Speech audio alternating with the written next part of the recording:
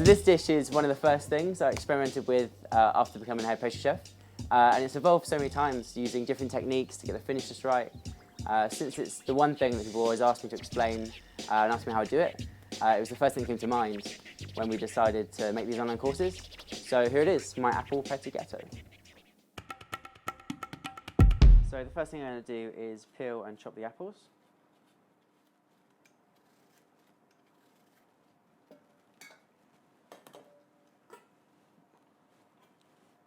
And then what we're going to do is just cut a small dice. You're just going to cut off that first round piece and then slice through until you get to the middle.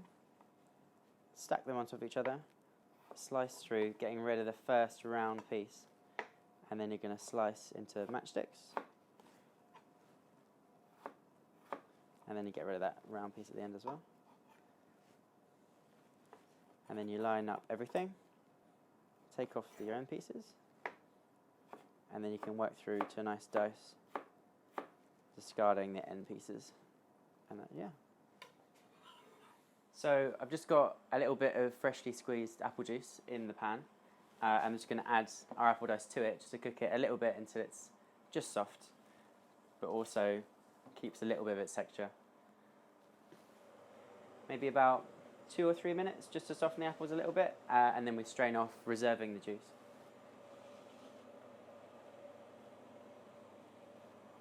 And then once they've softened slightly, we're going to strain them off into a bowl, but reserving the juice. Don't throw the juice away.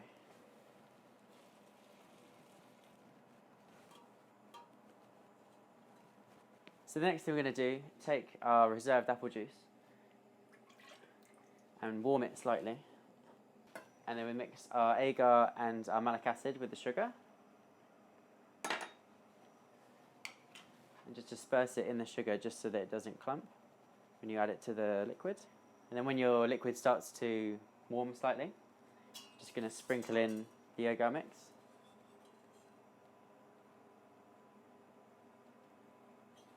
And then we're just going to bring it up to the boil and boil it for about a minute just so it activates the agar properly.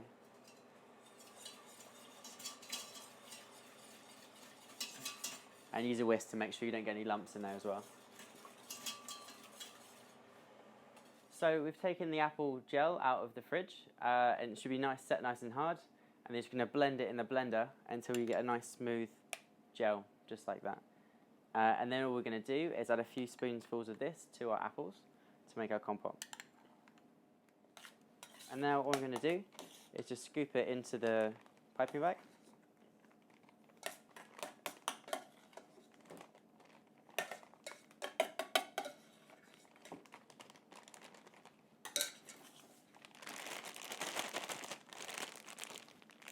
Cut a nice wide end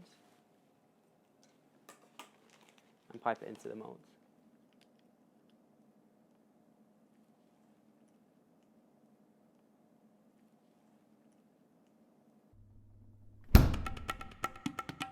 So this part is the apple mousse. It's the main part of the dish, but it's very simple. We're going to heat up our apple juice, sugar and malic acid on the stove, and then pour it into our chocolate to make a ganache.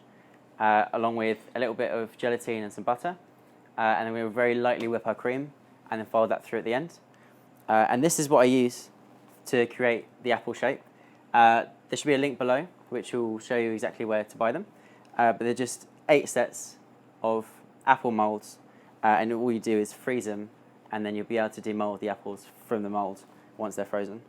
So the trick with this mousse is not to overwhip the cream.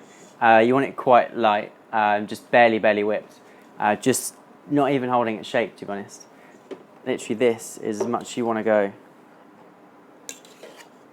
Otherwise what's going to happen is you're going to split the mousse and it's become a little bit grainy. So now I'm just going to add the gelatin to the apple juice and malic acid mix.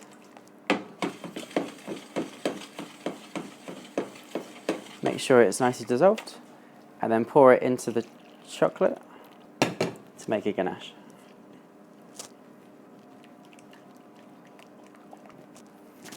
Then you're going to add the butter,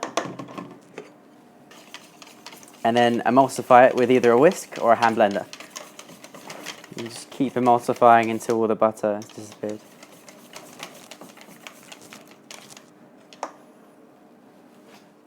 And then I'm just going to add the base into the cream and just fold it in.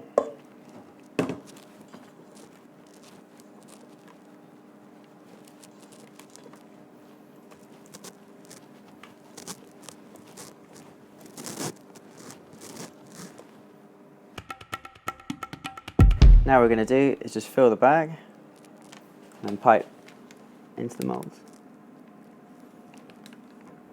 You just want to go just under the rim of the moulds because you've got to leave space for the inserts.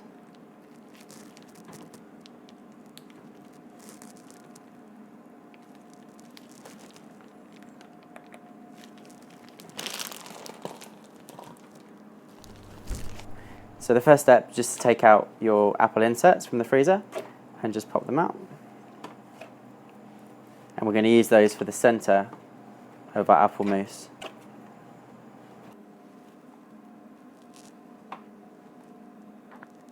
So we'll press them just into the middle so they suspend right in the middle of the mousse. And then we just finish with a little bit on top. And then you're just going to smooth at the top with your palette knife, just to cover the extra. And that's it in the freezer. What we're going to do is now make the stalks for the top. I've got here a little bit of tempered milk chocolate. If you don't know how to temper milk chocolate, then look out for our video on tempering. But for this video, I've got some here already tempered, and a little bit of cocoa powder, which we're going to add to the chocolate to thicken it slightly, and also a small cornet here for piping. So I'm just going to add a little bit of cocoa powder into the chocolate just to thicken it slightly. There's different things you can add into the chocolate to thicken it. A little bit of alcohol sometimes will thicken, and also a bit of water, but the best thing for us to use is cocoa powder. And the cocoa powder will just help thicken the mix a little bit, which will help with the shape so it's not so flat on the tray, and you'll get a more realistic cylinder to your stalks. You don't want to over thicken it too much, just so it's not too difficult to pipe, but also you want to hold it shaped slightly as you pipe it through the nozzle. So it comes to about a paste, and the chocolate just holds on top of the surface. You should be good with that. So we're just going to sprinkle a little bit of cocoa powder onto the actual tray, and that will help give different levels so it doesn't look so straight and not unnatural. And also give you that slightly dusty, woody effect on the outside of the stalk. And I'm going to pipe directly into the cocoa powder, and then cover the top with cocoa powder too. And you just fill your cornet with the chocolate mix.